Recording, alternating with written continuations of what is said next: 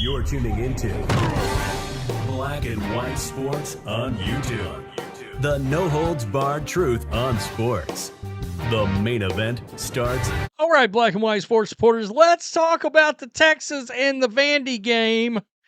Diego Pavia, I would say his Heisman campaign is officially a wrap. I understand 21 points in the fourth quarter. It felt like a lot of empty calories.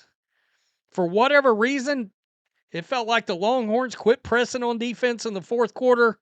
And so there was a lot of, I understand there was an onside kick at the end. I just never one time thought Vandy was going to come back and tie this game and or win it.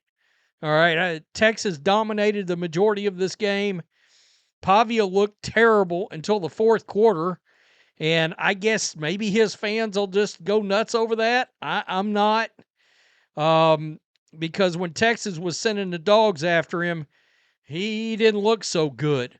27-38, 365, three touchdowns, 14 for 43, one touchdown. He had 4 touchdowns. I get it, but Arch Manning really dominated the first 3 quarters, 25-33. 328, 3 touchdown passes.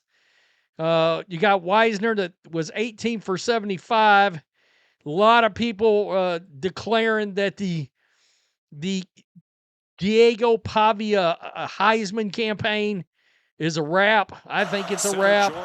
The media will probably figure out some way to try to prop it up. There's a big sack on Diego right there. This was Arch Manning walking in before the game right here, fired up. Yeah, he was fired up. It just felt like Texas was really and truly dominating this game for 3.5 quarters. And we got, it kind of sort of got interesting at the end, I guess. But I just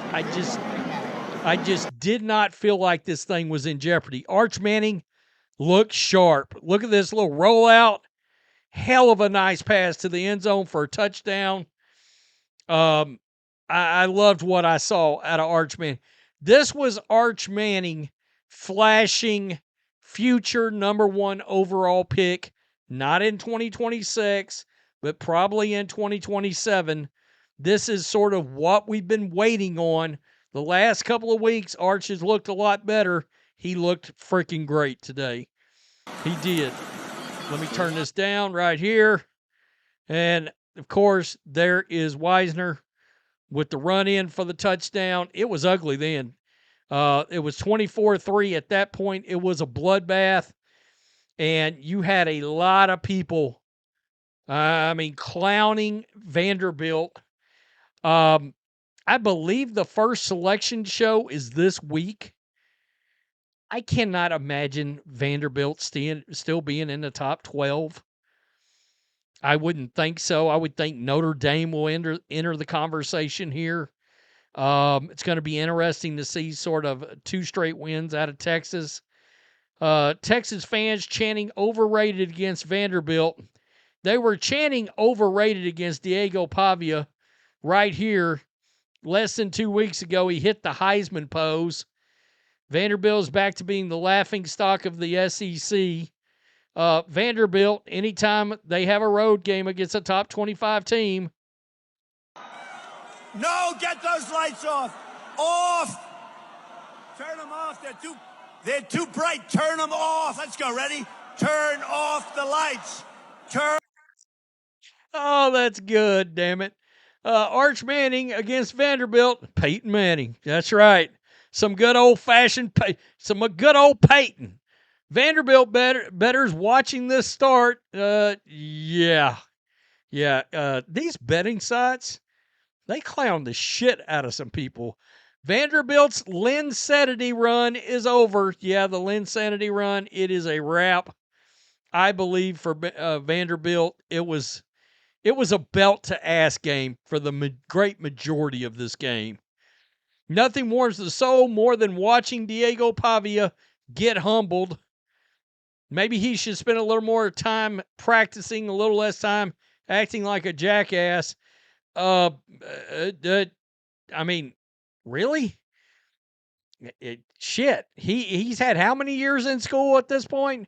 Has Vanderbilt ever seen a screen pass? They were getting wore out by the screen pass today. No doubt about it. Diego Pavia, when he's pressured.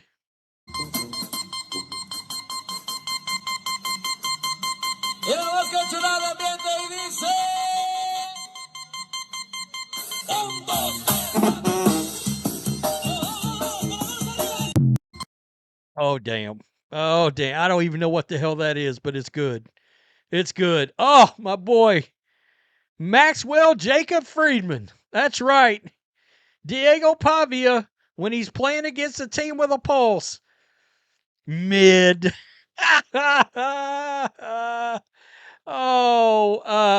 So Dan Orlovsky, are we still all in on the Diego for Heisman? Orlovsky, not after today. No. I have a feeling that there's going to be a lot of Vanderbilt fans are going to be like, yeah, but 423 yards and 365 passing and blah and time of possession. And look, this is how dominant this really was. Texas had 6 sacks and there was a fumble lost by Vanderbilt. Let's just be honest. Something happened. Whatever Texas decided to do on defense, I suspect those first couple of drives, it looked like a bunch of prevent crap, which I absolutely hate. Why the hell do you take your foot off the defensive gas? You've been swallowing that dude all up. I mean, on the field, just he was completely muffled the whole game, and then a bunch of junk. It just felt like there was a busted coverage on one touchdown. You look up, busted coverage. Vanderbilt's got a guy running wide open.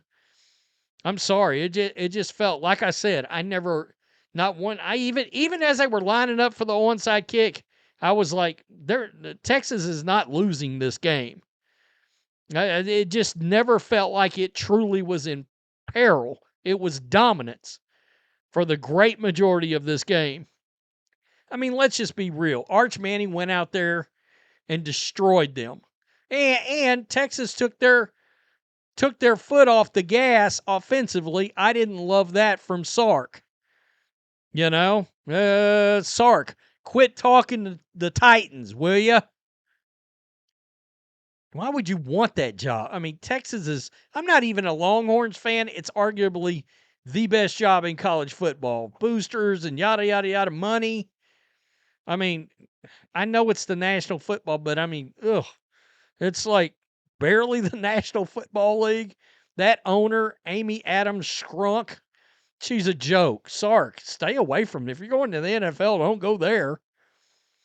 Wait till the Cowboys come calling. Good luck with that. Tell me what you think. Diego Pavia. Can we stop it now, please? I don't want to hear about the empty calories at the end of this game. Peace. I'm out. Till next time. Thanks for watching the show. Be sure to like, comment, and subscribe. Be sure to tune in next time on Black and White Sports.